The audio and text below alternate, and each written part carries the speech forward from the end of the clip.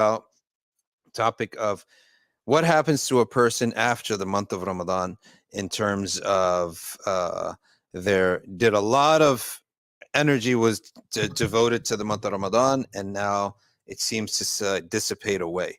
Now, the answer to that is that if somebody gets most of their boosts in the month of Ramadan and then it dissipates away, this is actually a weakness. Okay, it's a weakness. Our strength and our iman should come from our daily habits. And what Ramadan should do is add a daily habit. And the method of the Prophet sallallahu alaihi wasallam, okay, is khayrul a'mali adwamuha wa in qall. The best of all deeds is that which is consistent, even if they are very small in numbers. Or small in quantity, or in time, or something. So the key is for anybody who wants to strengthen their iman is regular and consistent remembrance of Allah, acts of ibadah, and acts of charity to others. Now, when a person wants the mercy of Allah subhanahu wa ta'ala, you have two options. You actually have three options. The first is your direct ibadah. And the second is to help another person. That is the smartest route. And the third, of course, is the best of all routes, is both. Remember what we said about these shabab of the cave, is that Allah described them that they got up and they prayed. Okay? They got up, they took action, and they made dua. So therefore, it's ibadah, and it's also the consistency. Now, let me tell you a story about the great Sahabi, Abdullah ibn Amr ibn al-As. Now, Amr ibn al-As was as a kafir, conniving, sneaky, and difficult opponent. But he was younger than the Prophet sallallahu alaihi wasallam, and he still was not one of the chiefs of Quraysh. He had a son, and he gave birth to his son when he was 12 years old. Okay, so he was a dad at the age of 12. People talk about the age of Aisha. Well, Amr ibn al-As, this was not a thing. It was not a odd thing. People were marrying at very young ages because what else is there to do in the desert? There's no development that needs to happen, get a career going. There's none of that, right? Once you reach bulugh, khalas, you pretty much have learned everything there is to learn by age of 10. How to count goats, how to shepherd a goat, how to slaughter a chicken. That's it. There's no math. They hadn't even invented the zero at the time, right? So he was a dad at the age of 12. And he was such an extroverted person, Amr ibn al-As, he domineered over his son. So his son had to flee, and usually a person sort of produces his opposite. If you're excessive in one thing, you end up producing the opposite.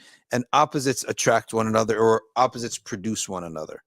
Okay, so Abdullah ibn Amr ibn al-As, okay, he ended up being almost like a hermit. His dad was so socially active, the son became what? Introverted. The son became all about ibadah. That's all that Amr ibn al-As was all about, was worship. You hardly find Abdullah ibn Amr ibn al-As doing this, saying that, getting involved in things. He was all about ibadah. So he came to the Prophet sallallahu alaihi wasallam, and he said, "O Messenger of Allah, I want to fast." So the Prophet sallallahu alaihi wasallam said, "Fast 3 days a month." And Abdullah bin Amr ibn al-As said, "I can do more than this." So the Prophet said, "Then Mondays and Thursdays." And the Prophet said, he said, "I can do more than this." He said, "Then every other day, but no more." Okay, every other day you can fast, every other day, but never more than this. So Amr ibn al-As, Abdullah bin Amr ibn al-As began fasting every other day, right, for the rest of his life. But when he got old, what happened? He said, "I wish I had listened to the Prophet the first time, because now I'm too old to continue this. It's becoming a burden. It's too difficult to fast every other day." So the best advice we learn from this is that which is sustainable, that which you could do forever, okay, until you die. Hence, the ulama are saying that that the first advice that the Prophet gave was the best.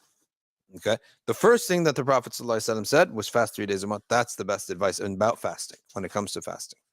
Fasting does not have to be much outside of Ramadan. And the fasting of the Prophet, peace be upon him, outside of Ramadan has two sunnahs.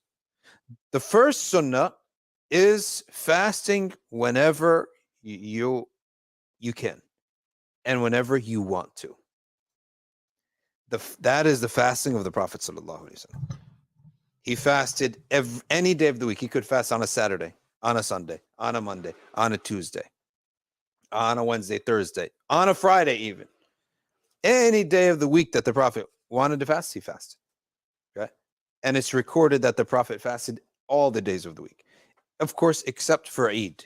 Eid, you're not allowed to fast. So the way in which the Prophet fasted was that the ulama, the Sahaba described it as he would fast all the time to the point that we would say he's never going to break his fast. And then he would not fast for long stretches of time until the Sahaba said he stopped fasting. So the first sunnah is to fast when you want to fast. And if you're on a roll, keep going. And if you dry out and you tire out from it, to stop. The second sunnah, also a sunnah, is the sunnah of the Prophet's advice to Abdullah bin Amr ibn As. Prophet's advice to Abdullah bin As was systematic. 3 days a month. And those 3 days a month, some of the ulama said it's the 3 days of the full moon and the day before and the day after. So 13, 14, 15 of every lunar month. If not, then Monday, Thursday. And if not, every other day. But if you notice, the Prophet himself did not do that. So is the Prophet teaching one thing and doing the opposite? No, because this is all nafla. He is showing you multiple ways that you can fast outside the month of Ramadan. Okay, these are both sunnah. One is the sunnah of his action, and one is the sunnah of his words and his advice to a sahabi who he saw would benefit from systematic behavior.